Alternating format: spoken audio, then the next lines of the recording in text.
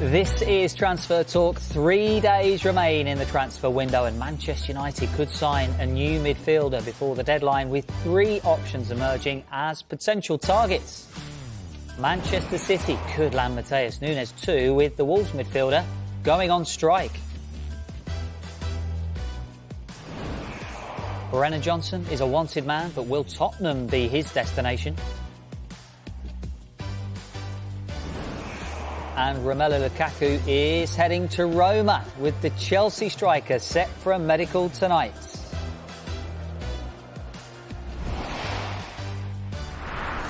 Hi everybody, good afternoon. Mina Rizuki, Nicky Bandini here with us to talk about Lukaku in a bit. With us for the moment, Nabeid Haroun, Olivia Bizaglo and James Savundra too. We're going to start with Manchester United. With 3 days to go, they could sign a midfielder. They have made initial contacts, we're told, for the conditions of a deal for Tottenham midfielder Pierre-Emile Hojbjerg, after they were offered the chance to speak to the player. Other options include Fiorentina's Sofian Amrabat and Bayern Munich's Ryan Gravenberch. There is still a chance there won't be any major outfield incomings between now and the deadline. So is Hojbjerg one that they've targeted because he can go in and fit in straight away? Well, he's been a regular first-team starter in the Premier League since 2016, so that transition will be relatively easy. He also fits into the pattern of being a player who's worked with Erik ten Hag before, albeit a long time ago when he was a teenager. Funds are limited at Manchester United, so it's a deal that, despite it being a shock when it first emerged, does make a lot of sense for both clubs, with Spurs looking to offload some players as well. One thing he offers, defensive intensity, extremely hard-working as well. But one thing Erik ten Hag has spoken about before is wanting Manchester United to be the best transitional side in the world. We can see some of his stats from last season. Pretty impressive when you rank him against other Premier League players. One thing I will say, though, is whilst his passes completed is pretty high, when you look at the big chances he created, just 5 last season in the Premier League. So one thing that Erik ten Hag likes a lot about Casemiro is his ability to break up play and then to launch attacks quickly, whereas Pierre-Emile Hojbjerg doesn't quite have that in his game. He's not somebody who's going to cut the ball through an eye of a needle to create something for Rashford or Højlund eventually. So he's a safe passer, somebody who can keep things ticking over. I wonder if he's a bit too similar to Scott McTominay, so it feels like they're just bringing a body in if they were to sign Hojbjerg. Christian Eriksen was used at the weekend, Mason Mount out injured, and he's somebody who's brilliant in possession but not so good when it comes to his defensive work, whereas Hojbjerg is somebody who defensively will be pretty good for Manchester United. He's somebody who could work well alongside Casemiro, albeit I don't think from an assist point of view he's going to offer a huge amount. The one question I have would be why sell Fred for around £10 million, potentially bring in a player like Hojbjerg for potentially more money. Very similar players, I think. Could you argue, though, James, that someone like Ten Hag might just want one of his guys in, someone that he trusts a bit more, someone that he just feels like I get him through the door, and if I give him an instruction, he's going to listen to everything I say? Because Hojbjerg's been praised many times by ex-managers. It's not my knowledge, it's Dave's. He told me before we came on that other managers have said he listens and takes instructions on really well. Yeah. I think you could be right. I think it has worked. I think when you look at his success rate with transfers so far, you have to back Erik ten Hag with the transfers he's made. Pretty much all of them. I think Anthony, we saw at the weekend, showed signs that he could eventually be the player Manchester United wants him to be. So I think there's something in that. I think when you look at United's midfield at the start of this season, that first game against Wolves, the balance wasn't right there at all. Mason Mount coming into the side, playing alongside Casemiro, but playing so far forward that Casemiro was isolated, and United were very lucky to get away with that. It does feel like United have learnt their lessons from that opening game. So I think it would make sense, and you do have to bear in mind United playing a number of different competitions this season, so we're not just looking at Hojbjerg as a start in the Premier League. All other competitions, United do need depth, and they do need midfielder, having lost Fred. I mean, what Nabeid was saying there, I mean, there's a couple of managers that have kind of earmarked Hojbjerg as someone who will end up being a manager in the future, such is the way he thinks about the game and his intelligence on and off the pitch. So I think he's someone that managers who he's played for really like. Those passes actually and touches stats surprised me a little bit, because he was playing for essentially a counter-attacking team last season in Tottenham. So I was quite surprised to see those stats there. If he comes in, I mean, what does that mean for the United midfield as a whole? Well, James mentioned it there. I think he could play with Casemiro or even without Casemiro. You know, Casemiro has looked better with each game, I think, and he started slow last season, but you still worry perhaps in the big games with Manchester United having Arsenal next, that will Casemiro on his own. I know Christian Eriksen played a slightly deeper role in their game against Forest on the weekend. Obviously, he got his goal, but long term, and especially against the bigger six sides, is that what Manchester United want? Like you say about Hojbjerg, he sort of goes about his business quietly. He almost does that dirty work that not a lot of people recognise, but I suppose that's what you want from a player like him. And I think when you mentioned there Scott McTominay, I think it's probably more damning for him, really, that perhaps Erik ten Hag, like you say, is looking for a similar sort of player to come in and do a similar job to what Scott McTominay would be doing if he was playing for Manchester United. I think it just means that when everyone's fit, obviously Mason Mount isn't fit at the moment, but it looks like Erik ten Hag will probably want to play Casemiro, Bruno Fernandes and Mason Mount. But if that balance, if they can't quite get that right, then it feels like perhaps if Hojbjerg does come in, you have to sacrifice one of Bruno Fernandes or Mason Mount. And by the looks of it, it would probably be Mason Mount that does get sacrificed. But going back to the Scott McTominay thing, there has been reports linking him with Bayern Munich. So imagine that, out of favourite Manchester United. Don't worry, I'll go and join Harry Kane and Bayern Munich. Yeah, it would be an unbelievable move for him. I think from Tottenham's perspective, Tottenham fans' perspective as well, you know, I saw a few people saying that, you know, they wouldn't mind him going to Manchester United. But it feels unfortunate for Hojbjerg that Tottenham have kind of almost moved on without him. I don't know whether that's unfair to say, given the fact that Basuma, perhaps Sarr have started the season so well, and they kind of fit more the progressiveness that Postecoglou is looking for. I remember in the Shakhtar pre-season friendly, there was the video of Postecoglou kind of throwing his arms up in the air because he was just a bit frustrated that Spurs weren't playing forward quick enough. And maybe that's kind of meant that Hojbjerg's game of being more of a controller in that midfield doesn't quite marry in with that. I think also with Basuma and Sarr, you've got two very dynamic midfielders, players that can carry the ball from deep areas forward. I think Ange loves players that can sort of get the ball into the forward areas as fast as possible. And like James said there, Hojbjerg's probably not that guy. He's a high-volume passer. He wants to keep it ticking. And interestingly, actually, towards the end of last season, occasionally you'd see him bombing on. I think there was the Europa League game where he sort of popped up out of nowhere against Marseille, ran the ball down the right side and then hit it across the keeper and scored out of nowhere. That's not really a trait of his. And so I think Ange's probably looked at the situation and gone, if I get Sarr and Basuma in there, we get the ball forward quicker into Son, Kulusevski, Richarlison. We can be more dynamic, we can press better. And unfortunately, there's always collateral damage that comes with that, which may be Hojbjerg. And they've got Skip and Bentancur as well. Bentancur's come back from a long-term injury. Was brilliant when he first signed for Spurs. I think it will, using the cliche, be like a new signing for them when he comes back into the picture. And Spurs are in a situation as well where I think they are looking to offload players. So I do think it was a complete shock when the news emerged, but it makes a lot of sense for Spurs because they can't register a number of players they've got in the squad, in that Premier League squad. And it makes sense for Man United because financially they're in a situation where they couldn't compete for the likes of Lavia, they couldn't compete for the likes of Caicedo. So this is a low-risk option and someone who's played Premier League football the last 7 years. Great point there. Staying with Manchester United, Dean Henderson's move to Crystal Palace, very, very close now to being finalised. Just to let you know, the fee understood to be in the region of £20 million. Once all done, United will then conclude a deal for Altay Bayindir from Fenerbahce. The fee for that around £4.3 million. United also remaining in the market to bring in a left-back. A loan deal for them is now the preferred option on that front. United short in that area. Both Luke Shaw, Tyrell Malacia out injured. Sky in Italy reporting that Roma's Leonardo Spinazzola is the latest option that they are looking at. Among the others they've looked at include Tottenham's Sergio Reguilon and Chelsea's Marc Cucurella. So from looking at Cucurella in particular, would a fresh start for him be a good thing? Yeah, I think so. I mean, it's clear that he's not first choice at Chelsea now. Ben Chilwell had such a brilliant pre-season and at the moment, with the formation that Mauricio Pochettino's playing, it's almost like playing Levi Colwill at left-back and Ben Chilwell as a left winger. So then it's like, well, they're both ahead of Marc Cucurella in terms of the pecking order for left-back. He prefers someone that's playing centre-back to be a left-back.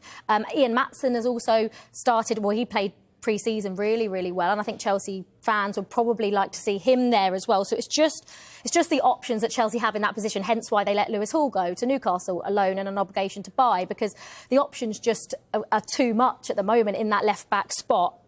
He didn't have a great season last season, but no Chelsea player had a great season by their own standards. And what I would say is that you don't just lose your ability. He was Brighton's player of the season, and he was so brilliant at Brighton as well. I think a fresh start would do him good. What I would say about Marc Cucurella is he's so positive all the time. He's one of the most likeable men in football.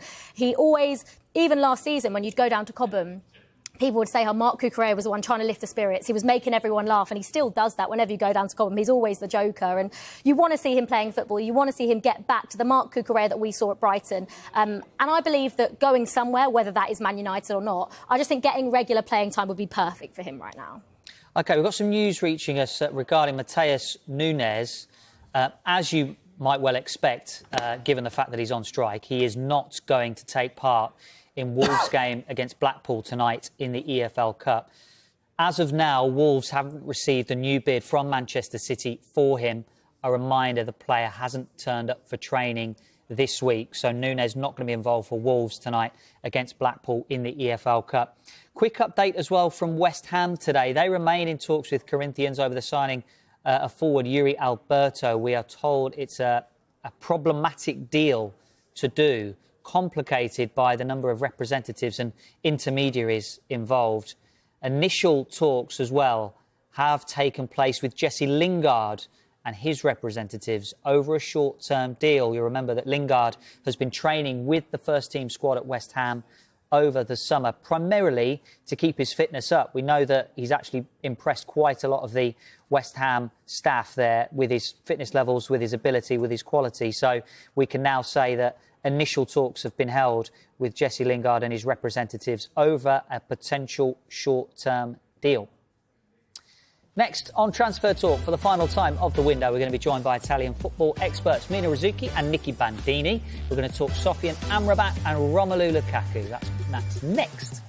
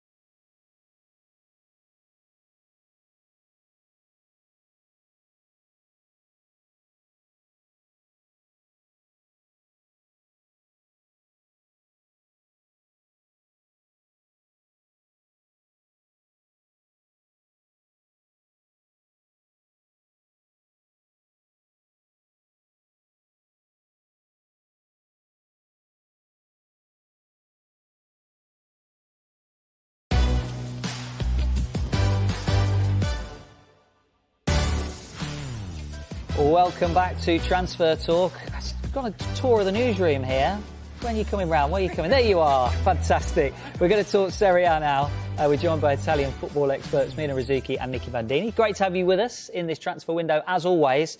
And the main story we have to talk about to start with is Romelu Lukaku. Finally, the kind of nightmare for him at Chelsea is coming to an end for this summer anyway, for the moment. He's going to Roma for a medical. So is this a good move for him, first of all? I like that you specified this summer, because we'll probably be back talking about it again next summer, because it's another loan deal.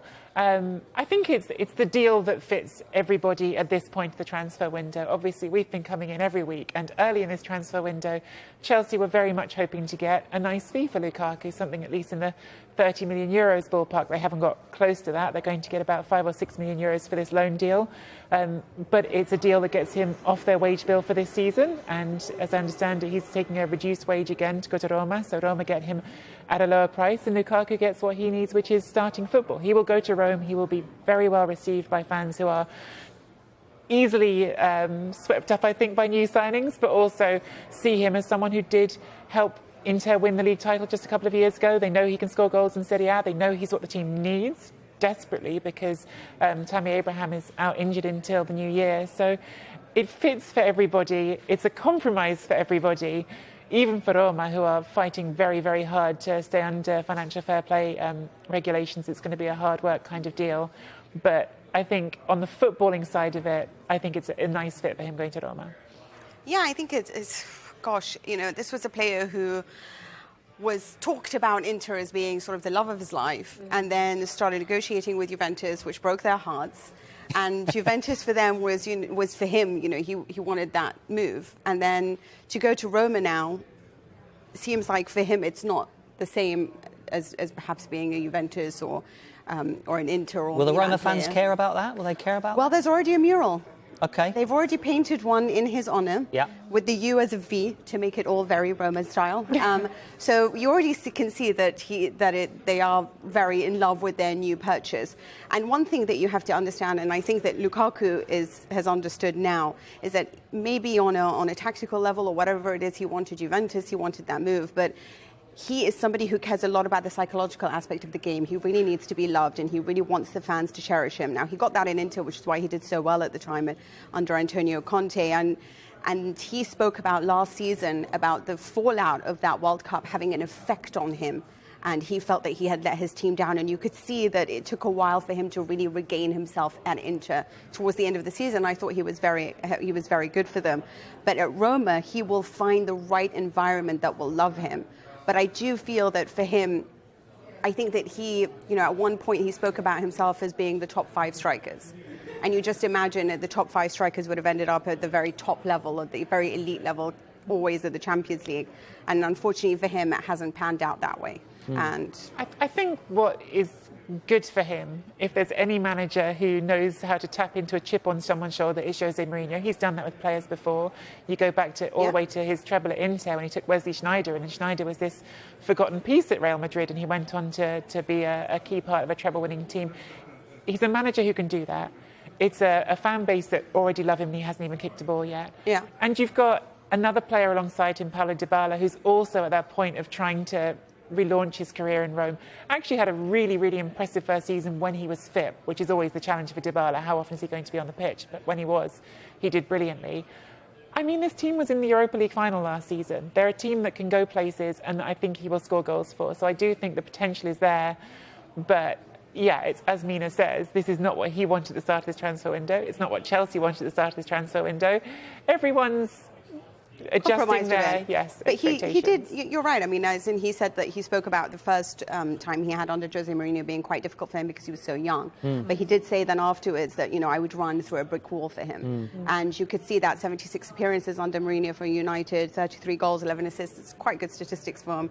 And I think that perhaps he will manage to accomplish quite a lot, especially now in his older, wiser age. He'll understand tactically what's required more. And tactically, in a two, that seems to work better for him rather than being a lone front man? Yeah, for sure, I think that. And I think that in a Jose Mourinho-style team where he is going to be able to show off his acceleration, my one doubt is that one thing that is really important for him is his fitness conditioning. And it takes a while for him to really regain that and explode in the way that we need him to. And why he was so good at Inter was because he had a terrific conditioning coach at the time, a physical coach that really brought the best out of him and understood his body. He didn't get that the second time around. So there was a period where we had to wait for this. Can Roma extract his physical potential so that he can explode straight away? Or are we looking to wait where it'll be a while before we see the real Lukaku?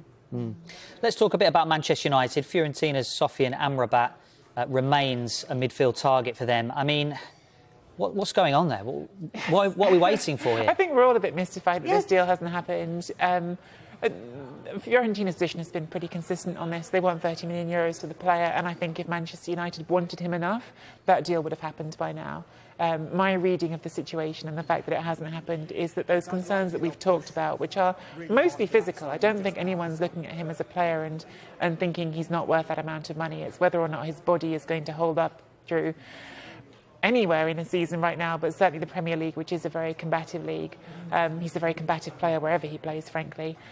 I think that has to be the concern, because Fiorentina have effectively put him aside right now. He's training apart from the rest of the team. They will reintegrate him if this deal doesn't happen, but the terms haven't changed. They've been sat there waiting, and the fact that United haven't put the money down by now, to me, says they probably won't. And I think that he would like to know what's going on. I mean, Atletico Madrid were in the market for him, but they needed to offload players, which they haven't been able to offload to bring him in. Otherwise, they were very interested in him. He is very interested in going to Manchester United. I think that he feels he wants to step up from Fiorentina, whether that is, there's an array of clubs, but I'm sure that Manchester United would be one that he would really love to go to. And I just don't understand, in seeing what they have, I think that he's just a perfect complement of it. So he's put a deadline on it. He wants to know fairly soon. Otherwise, he will try to move somewhere else, because I think it might be time. You think he's staying at Fiorentina? He wants to play in the Champions League, and he's good enough to play in the Champions League, which he can't do at Fiorentina. Fiorentina are actually playing really fun, good football at the moment, and other than that would be a nice fit. But I understand that the player's interest is to play at the level he thinks he belongs at. Yeah, it feels like he's been hanging on and hanging on, and now time's running out for him, really. When elsewhere, kind of with Manchester United, that we've been talking about left-backs forever, it feels like. Yes. It's Sky in Italy talking about Leonardo Spinazzola now as a latest option for Manchester United. A lot of people at home, if they don't follow the Italian league every week, will remember him from the Euros and how good he was there, and they'll know about the big injury that he got at that tournament. So what's happened for him since then? I would say that leading up to that tournament, that season was the best season I remember from him. And I think that was kind of the pinnacle of his career going to the Euros. He played great at the Euros, got hurt, and I don't think he's yet got back to that level. He did play a lot of games for Roma last season, but between the physical part of it and can he reach that level again, I'm not certain I believe in him as a great investment right now, even though he's a character who's easy to warm to and who I think is a high-effort guy. I wonder if he's always been more of an attacking fullback than a defending one, and I'm not sure that he's quite got back to where he was at the Euros. I think the only thing that we can never really doubt about him is his physicality. I mean, you saw in the Euros what he's capable of, but the problem with him is that it's almost like he puts so much on the line that it starts to affect him physically and mentally afterwards as well. And that's why perhaps he has been a little bit injury prone. He's not always available as your first choice, because he does pick up a lot of these minor injuries, or certainly a big one back then. Especially for an Italian team at the time, what was so good about it is that they held possession. He was that vertical outlet for them that was so impressive to watch, and he is very impressive to watch. I mean, he was linked to Saudi Arabia at the start, and Roma wanted 10 million for him. They don't see him as their first option. Obviously, his contract runs out next season, so they would be obviously willing to sell. I agree with Nikki. Is that the kind of investment that you want, considering the player might not be available for you all the time, with considering his injury history? Yeah. It's an interesting choice, isn't it? You've got two injured left backs, and you bring in a left back who's got a history of injury. Between them, they should manage a season. Not sure that's the head of recruitment's first plan A, do you know what I mean? Everton, we're waiting for them to announce the signing of striker Beto. I mean, everyone knows Everton desperate for goals, so is he the one to get them? Oh, that is so difficult. I feel like with Everton, what they needed is a guarantee. I mean, considering their problems that they've had, like you said, now for more than one season, you would want to buy a player who would sort of guarantee you all the goals that you can get. And I think Beto is an interesting choice by all means, and he's certainly good. He's good in the air. It's taken him a while to build his, I guess, the advantages to him. He is great when there's open space because he's a great dribbler. So I think that he is somebody who will have his shots on goal. He'll score goals for sure. If you just unleash him, he has that pace to make a difference. His hold-up play is, I would say, a little bit better. I think he's more comfortable on the ball now. I'm just not entirely sure that I can say that right now he's a guarantee. I would need to see how that pans out. But he's not... Perhaps if I'm Everton, I would have wanted somebody that I know will definitely get me at least 15 goals considering the problems. And I'm not entirely sure with Beto, you need to sort of really allow for the tactics to bring the best out of him, and whether or not that will happen under the manager. I'd love to see him in the Premier League. I'm looking forward to seeing him in the Premier League because he's this quite unusual player. I mean, he's a giant. He's more than 6'4". And I think the pairing eventually with a fit Calvert-Lewin is pretty interesting for that. You're talking about a really sort of big physical attack. He's good in the air. As Mina said, he is a more than you would expect when you initially see him with that size. He's a dribbler. He likes to get on the ball and run with it. But he's a 10 or 11 goal a season striker, or at least he has been at Udinese. So for an Everton team whose single biggest problem is sticking the ball in the net, he's not the choice that I would have immediately jumped at. But there's not that much space in Italian football. I mean, it is low blocks a lot of the time that you're trying to get past. So I'm wondering if it's just the amount of space. But like I said, you have to make sure that the tactics are suited for him. He's a very vertical player. So I'm interested to see what he can do if he does find space, and how he will pan out. Yeah, I'm sure Everton fans would be excited to see him as well. I guess he's one that kind of fits into their price bracket as well, because Everton haven't got, the money to splash out on a striker. Emmanuel Dennis to Udinese, is that a possibility? Nottingham Forest need to move players on? Yeah, I think this is very much like a deal of expediency. Udinese, if they sell Beto, it's the end of if they are going to sell Beto, it's the end of the transfer window. He's a forward who is not really wanted where he is, and yes, I think it's a very strong possibility that could happen as a quick deal that fits for everyone, even if it's just for a loan for 1 year. And on to Inter Milan then. They've issued what we understand is a 2 p.m. deadline for Bayern Munich to sanction this Benjamin Pavard move. Is this going to happen? What's with deadlines are all over the place this window? That's a question, because they want to say, listen, I mean, Bayern Munich, Thomas Tuchel has been a little bit negative about it because he wants somebody there at Bayern to fill in the space if Pavard goes. And Bayern, I think as a club, wouldn't mind to just let go because it's a lot of money, and obviously his contract's running out, and so they think this is a great time to do a deal. Inter are desperate for the player. They think he's ideal for what he's looking for, and genuinely he really would be ideal for Inter at the moment. But they have set this deadline because they can't keep waiting for something to happen. So Bayern need to move to replace him so that they can get him, and they've set the deadline for today at 2 p.m. English time. So I think that there's question marks on whether the deal will happen because of Inter's history this summer. Things haven't always worked out for them. But if it's not him, then they are looking at other options, and that would include Tanganga from Spurs. Yeah, the noises this morning sound like actually it might get across the line, but as I think I said last week, Inter have been so bad at getting deals across the line this summer that I will believe all of them when they are signed and sealed. Well, there's not long to go until 2 p.m. It's an hour and a half here anyway.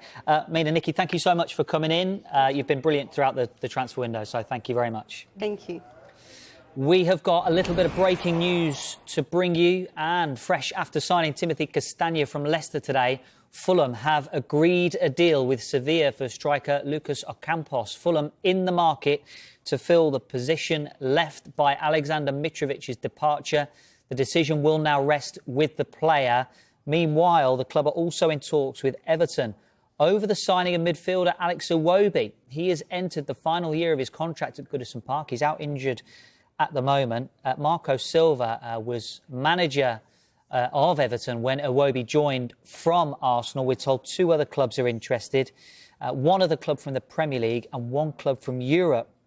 So developments today at Fulham. Lucas Ocampos, they've agreed a deal with Sevilla for him, and they're in talks with Everton over the signing of Alex Iwobi. More transfer news to come. We'll discuss a potential move for Liverpool defender Joe Gomez to Saudi Arabia, and we're going to talk about Matheus Nunes as well. That's next.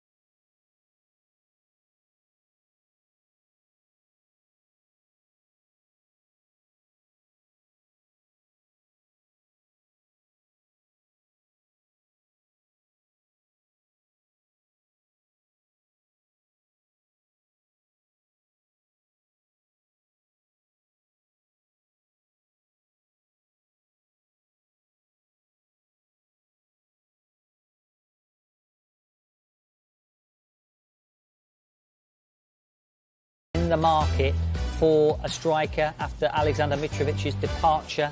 The decision will now rest with the player. Also, news reaching us this afternoon that Fulham are in talks with Everton over the signing of Alex Iwobi. Iwobi has entered the final year of his contract at Goodison Park. Marco Silva was the manager of Everton when Iwobi joined from Arsenal.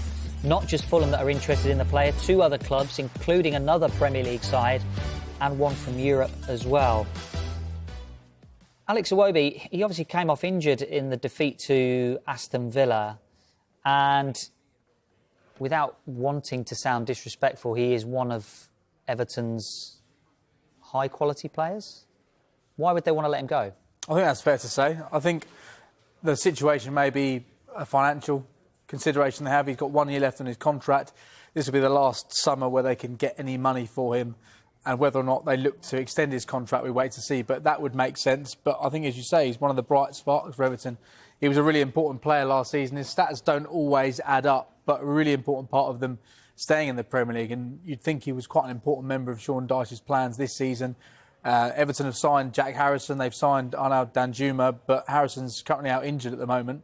And Iwobi's a player who, despite the fact I think Everton will admit they overpaid for him, around £40 million they paid Arsenal a few years ago, he's probably not repaid that fee. But you look at where Everton are at the moment, 3 games played, 3 defeats, no goals scored. Letting go of a player like Iwobi at this moment in time seems pretty strange, despite the fact they are thinking in their head, we don't want to lose him for free next summer. I mean, these numbers are always the one that gets thrown at him, really, the fact that he doesn't put up the right numbers. But he had a kind of renaissance under Frank Lampard a little bit when he played central midfield last season. Everyone thought, all right, this is him, this is his position, because he played out wide right, wide left, hadn't quite nailed it down, played central midfield, everyone thought this is it. Obviously, things didn't go well for Everton. So he's now started the season in wide positions again. Is Marco Silva seeing something that perhaps Everton aren't seeing with him?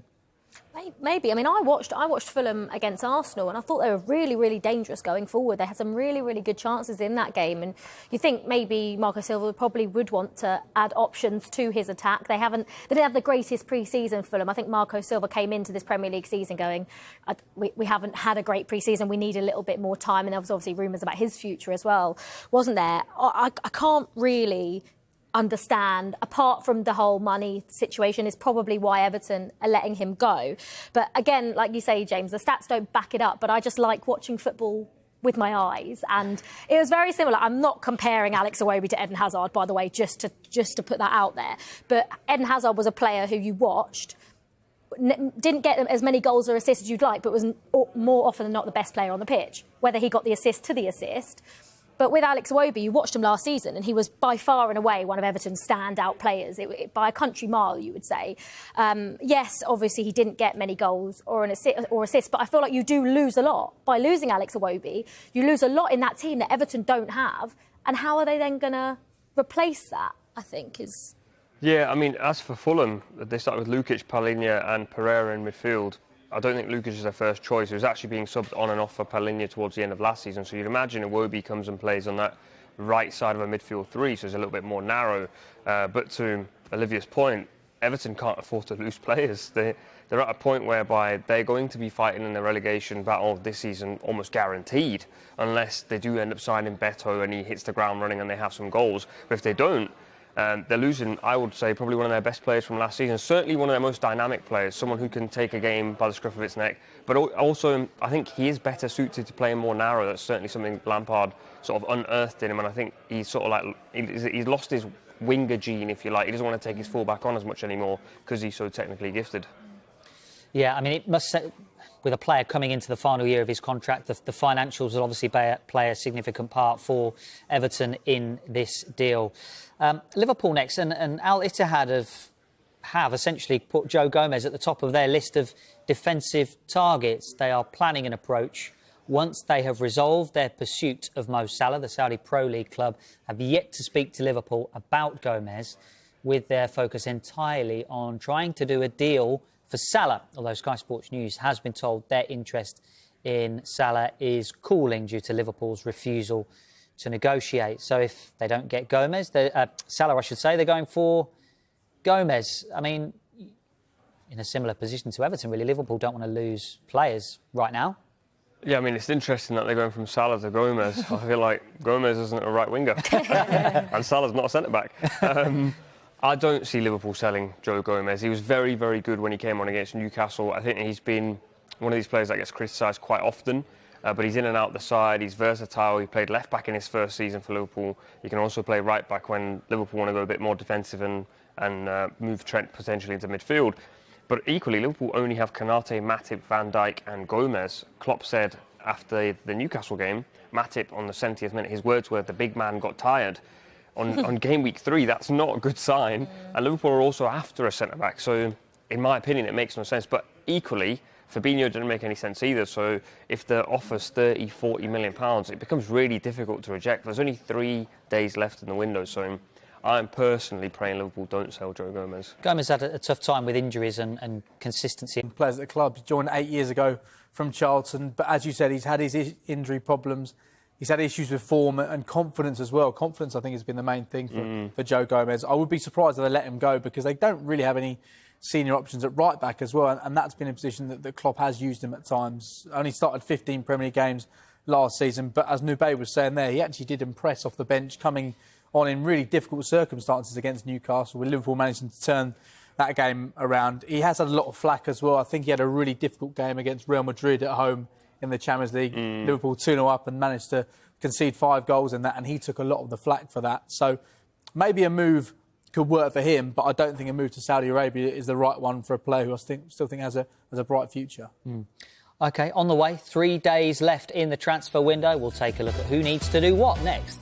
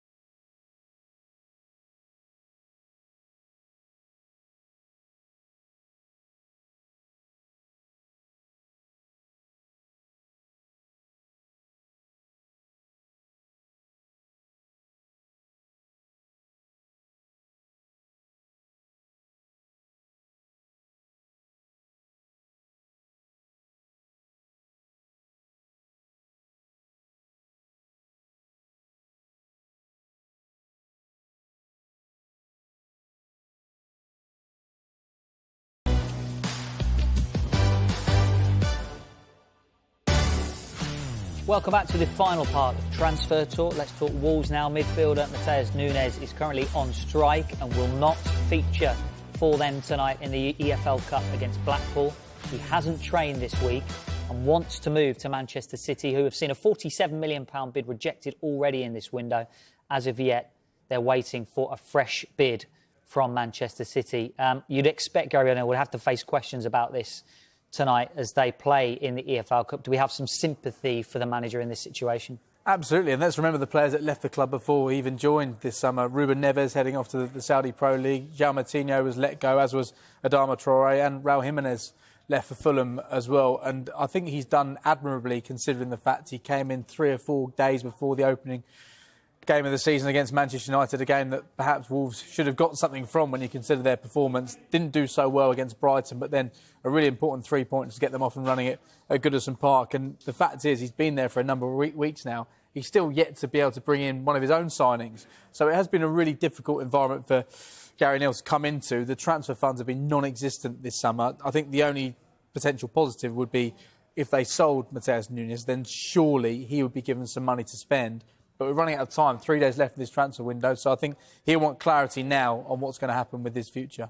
Yeah, we are going to talk about Wolves in a little bit more detail before the end of the show, so stay with us for that. But let's concentrate on the City side of this for the moment. They already have a number of midfield options. Nabeid, you're going to go and have a look at how they compare to Matheus Nunes. Well, this is a fascinating transfer because, of course, Matheus Nunes wants to move to Manchester City, and throughout this window, Manchester City have been linked to many midfielders since Ilkay Gundogan's exit. So here we have Ilkay Gundogan's touches against against Everton. The reason we've chosen this fixture is because it's the last fixture he played in the Premier League for Manchester City as a left-sided 8. That is probably the most comparable way to look at Matheus Nunes. There's a lot of box presence there. He's often in the penalty area. He's a box-to-box midfielder. He's what we call on social media a box-crashing midfielder. He's got a lot of goal threat, scores goals, gets assists, but also his ability to just hang off that left-hand side and arrive late into the penalty area was hugely important to Manchester City. Now they need to replace his goals, and also now Kevin De Bruyne's injury means they need to find a way to get more goals either out of their midfield or their forwards or even their defenders. Now set pieces have become increasingly important for them. But then when you sort of turn over and have a look at the other options available, this man, Mateo Kovacic, has just been brought in. The heat map you'd imagine, the touch map should I say, is very similar, although the box presence is a lot less, and that's because they're very different types of players. Gundogan will sort of pick the ball up here and charge into the penalty area, whereas you have Kovacic, who dribbles into areas, he's brilliant in possession. Actually, I think he's a bit of a genius in possession. He hardly ever gives it away, and he's sort of a bit of a ball retention monster. That's not what Gundogan was, and so therefore you go, OK, so Kovacic, you can sort of park the fact that he's not going to contribute that many goals to the team. His non-penalty goals, XG and XA, I know that's a long one, but it's very simple actually, is 0.2 from last season. Then you come over to Matheus Nunes, the man they're after now, and I actually think, although his touch match is absolutely everywhere, that's mainly because he plays for a Wolves side where he's sort of, the demand is, can you get the ball in here for us occasionally further forward? I think that left side is where we'll see him in the Kovacic position. So you're probably thinking, well, why is Pep trying to replace Kovacic when he's just bought him? I don't actually think Pep is trying to replace Kovacic at all.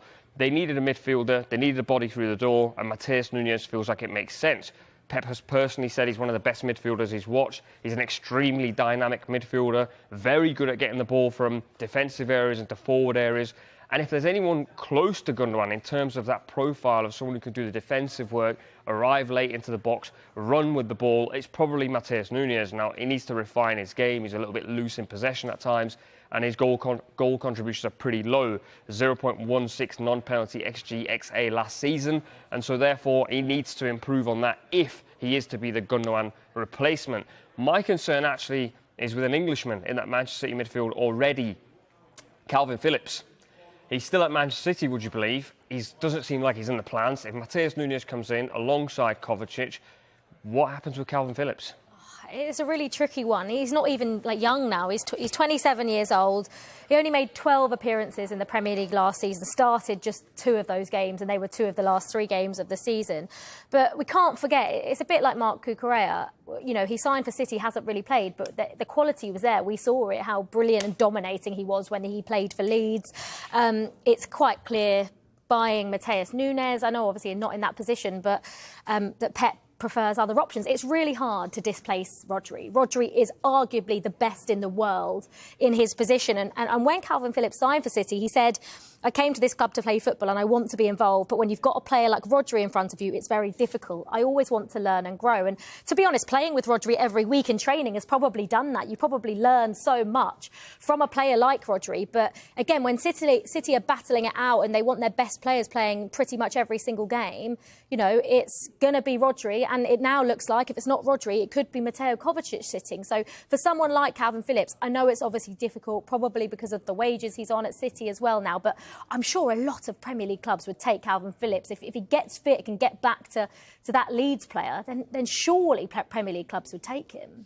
And Phil Foden's actually had a lot of the plaudits as well at the start of this season for playing inside, really, and that Kevin De Bruyne role. So if they sign Nunes, does that mean it's the end of Foden playing in the central areas? I think when you look at the business that Man City have done and will potentially do in this window, Phil Foden pretty much is back where he was at the end of last season. His goal contribution was impressive last year, but only started 22 matches in the Premier League. Mahrez has gone, he's been replaced by Doku.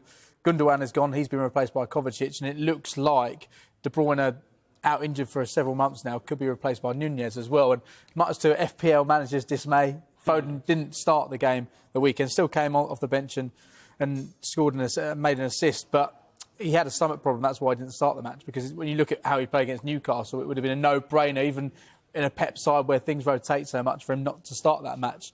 So I think the fact is, last season, Man City played 61 matches, so you can't look at it and say, well, Foden won't be playing there now, because I think he will rotate quite a bit. And what's interesting as well is Julian Alvarez playing a more prominent role. He started the first 3 matches of the season, so maybe where we thought we may see Foden may not be the case, and he will be in those wide areas exchanging with the likes of Grealish and with Doku now. So I think he finds himself in a similar situation where he's not a guaranteed starter for Man City, and whilst it seems strange to say because he is such a brilliant player, he's maybe not kicked on as much as we thought at this stage because of his limited opportunities. Pep's always got a plan.